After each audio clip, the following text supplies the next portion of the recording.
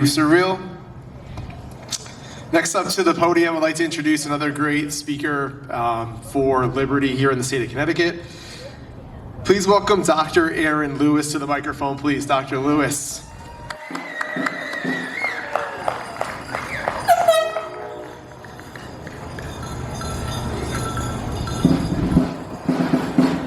Hello, everybody.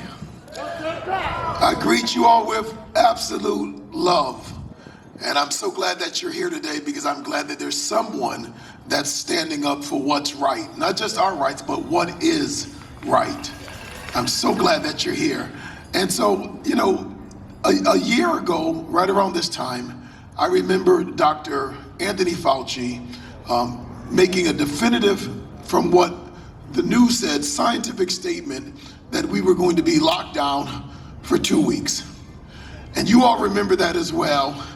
And we were looking at that 2 weeks pretty despairingly, thinking to ourselves, hey, Jesus, 2 weeks of having to not be able to visit family, not be able to travel, not be able to do the things that we enjoy doing. The 2 weeks turned into 1 year. And the 1 year was with scientific justification.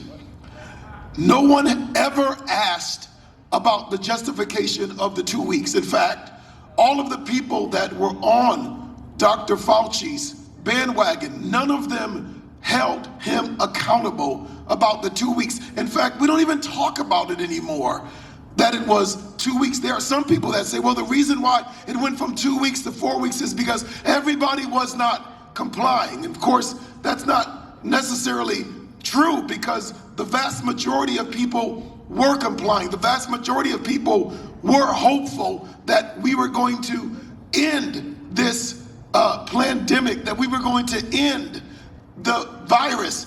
And the things that they were saying was nonsensical. I'm a man of faith. I'm a spiritual leader. And I was personally attacked because of my faith. And I was told that the people that I lead, that I need to do the right thing and tell them to trust science and not God. Well, that's something that I'm not going to do, because the science, which I believe in, I come from a family of medical practitioners. So I'm not against science, as they've lied on you and me. We're not against science, but we are against tyranny. We are against people who use their positions of power to lie to us.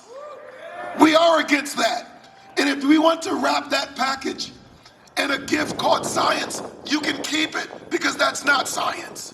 And to that point, an entire year, 1 year of us doing what we were told to do, with the expectation that everything would go back to normal, and it has not happened. And listen, I believe that this virus is real. I believe the virus is real. I understand science, but I also believe that the pandemic is highly politicized. And it's politicized to the detriment of your family and my family and people that work in public safety. I pray for and I lament for our officers who are being given even more assignments concerning this pandemic, putting them in compromising situations. Are you understanding how unethical that is? They have enough work.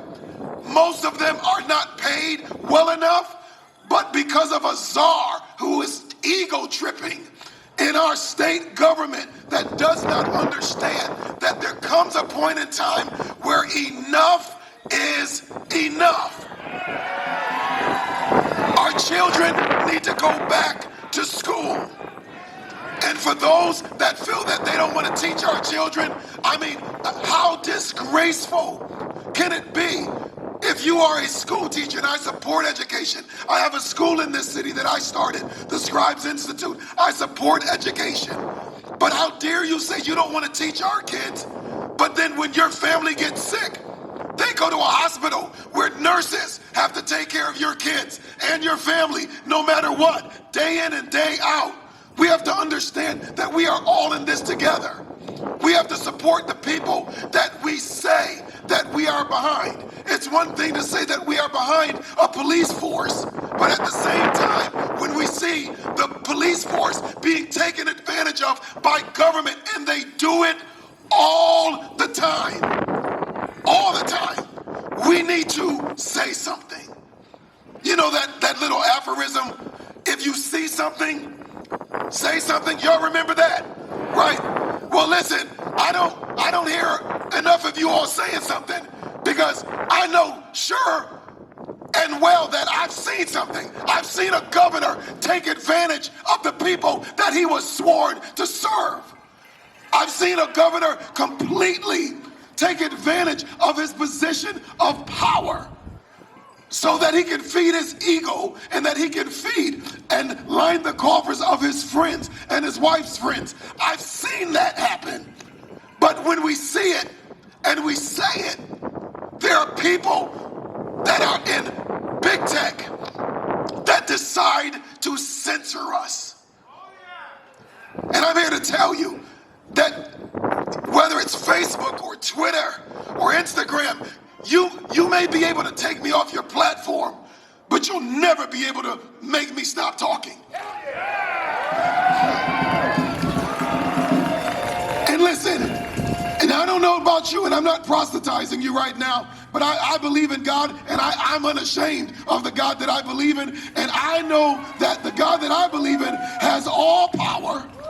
And as much as these people are staging themselves to completely redirect your life for their benefit, I'm telling you, and I promise you, that God will have the final say.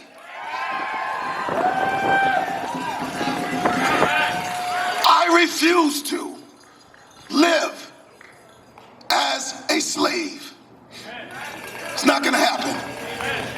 I'm disappointed with many of my black brothers and sisters whom I love and I respect and I support, but I'm disappointed because they have been bamboozled. They have been hoodwinked. We have seen race wars in our country of epic proportions.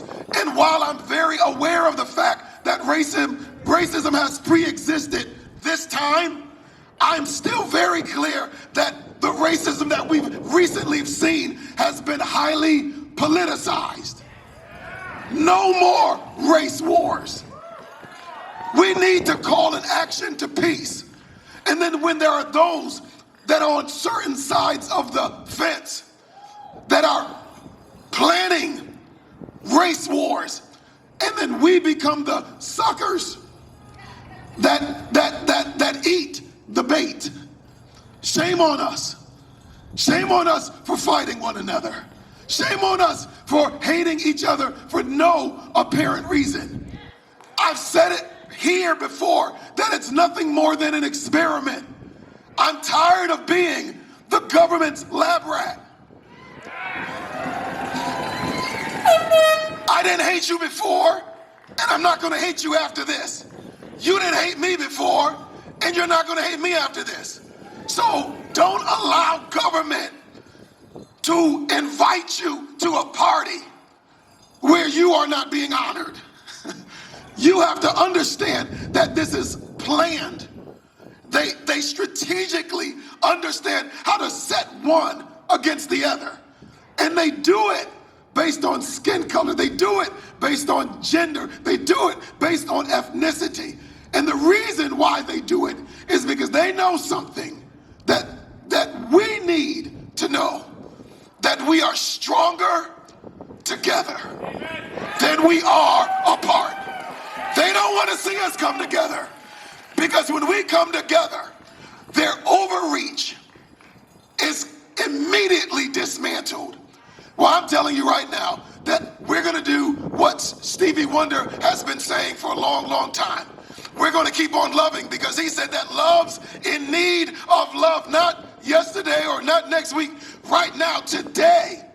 And so I'm going to love, and I'm going to stand on my service. I'm going to keep on giving, but because I love, serve, and give does not mean I'm going to be an idiot, because in the book of Ecclesiastes, it says that too, every season there is a time and a purpose for everything under the sun. So it is now the time to love, but it's also the time to stand, and if necessary, it's going to be the time to fight, because I'm tired of this, and I know you are too. God bless you, I love you, and God bless these United States of America.